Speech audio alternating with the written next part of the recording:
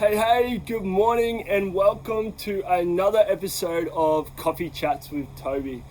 This morning I'm going to talk to you about something that I'm incredibly passionate about and something that I believe affects just about everyone in one way, shape or form. This morning we're going to talk about leadership and some important factors to make sure that you are doing your very best to become an efficient or effective leader in one way, shape or form. So to me, the reason I believe that this is so important and so imperative that all and every one of us kind of delves into is because I believe that we are all a leader in one way, shape or form throughout our life, whether it be a leader of a team at work, a leader of a football team or a soccer team or any kind of sporting team.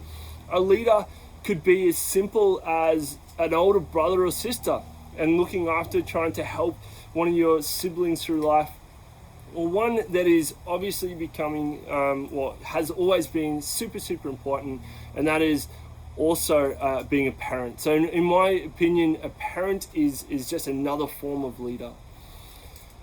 So one of the things that I want to talk about in terms of leadership, and one thing that I believe is done probably the most poorly in regards to business and probably also in parenting, is this notion, and please excuse my swearing here, but getting the fuck out of your own way. So basically getting over your own ego, okay?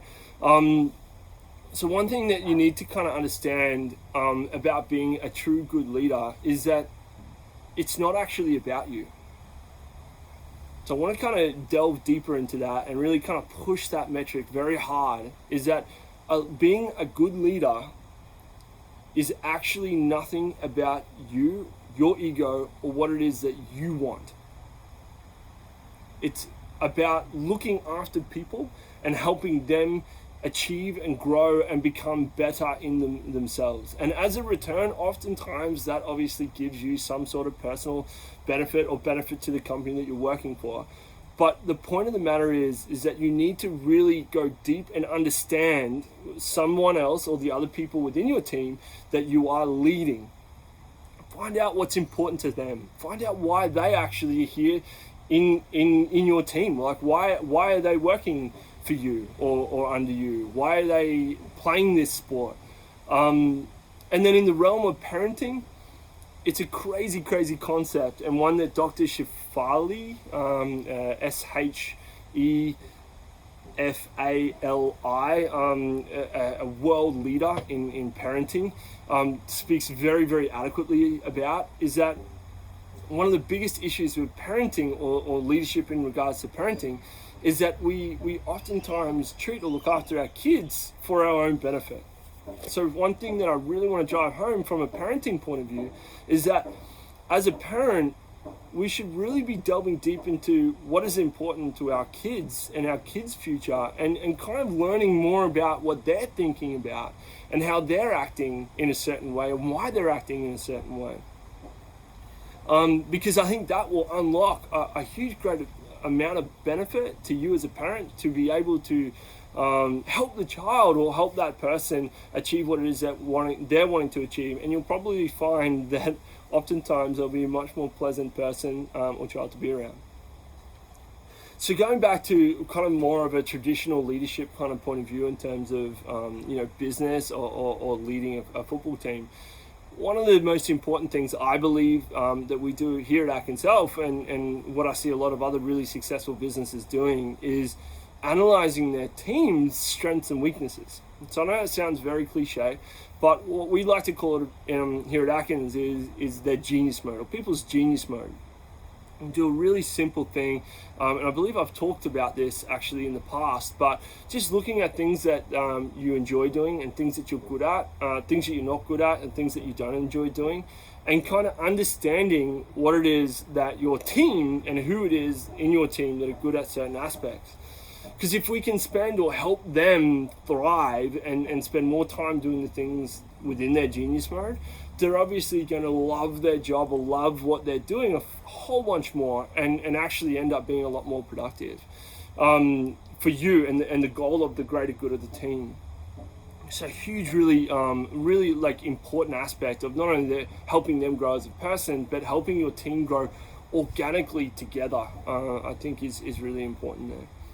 And then it's really about understanding the metrics of your team. So what type of people they are. So a DISC profile is really good. For those of you who don't know DISC personality profiling, it's all about trying to find out who's an intrinsic or extrinsic kind of personality type, who is, very much based off of emotive or emotions, or who's kind of more task orientated and task driven. And then we can kind of obviously look to kind of help put people into or allocate or delegate jobs to people that are more orientated towards their given task, or way of acting, or way of working. Again, this is all designed to help people achieve fulfillment, not only in their roles but in their life, and then obviously ultimately lead the entire team together towards greatness. So another thing that's really great to know is different people's communication styles.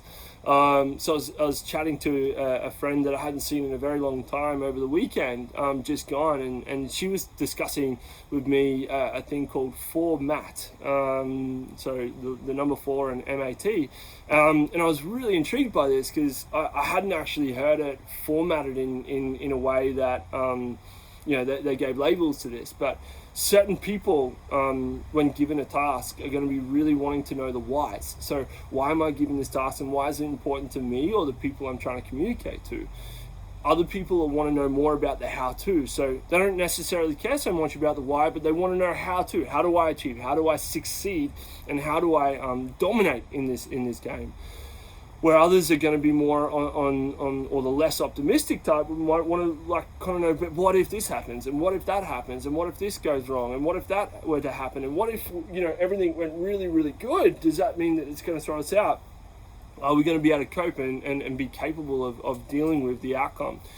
So when we're talking or communicating with these kind of team members, we need to kind of have all our ducks in a row and be able to cater to their needs, or at the very least, be able to sit down and have those conversations with these team members so that they feel confident and comfortable with the delivery that you're trying to portray or push forward. So I hope all these things are kind of making practical sense for you, and you can start to see how you can implement these into maybe team meets or out on the football field, or again even with your spouse or your child, or spouse or child, or anything like that, to kind of help others achieve their goals, which ultimately in many cases is going to push you or your team or your goals forward in the long run. So again, I think this comes back to a few of the other things that we talked about, with the 6 needs of humans that we went through with around Tony Robbins and his kind of thing he's pushed forward, or even Stephen Covey's book, The 7 Habits of Highly Effective People. We're seeking to understand before being understood. And I think this is really important to kind of keep reflecting back on these giants in the world of business, or even leadership or mentorship. And it's about kind of, again, like wanting to lead people towards greatness in their own right, not trying to change or dictate. Because dictation just creates fear, and fear, it might get the job done, but you're never going to tap into each individual's inner ability or in what we call the genius mode. Otherwise, you're just going to create replications or clones of exactly what you want, and really ultimately that's not going to end in the success that you're chasing. So a bit of an alternate or different kind of chat this morning, but I'm crazy passionate about this kind of stuff, and really, again, it comes back to my notion, or my inner want and need to help others, and I think by helping others, we ultimately do tend to help ourselves as well. So and look, this can lead into a whole bunch of other stuff that I won't kind of get into just yet, as this video will go forever and a day. But this kind of stuff links into this idea of putting the best people in the best roles and the best jobs, and knowing that you yourself can't do everything, and you ultimately aren't the best to do everything either. Because if everything relies on you, all you're going to do is burn yourself out, and that's really not a true leader. So I hope that helps everybody, feel free to leave a comment if you want me to ask any or answer any other questions for you, but if not, you guys have a wonderful weekend. Take care, enjoy the sunshine, and I will speak to you next time, my friends. Take care.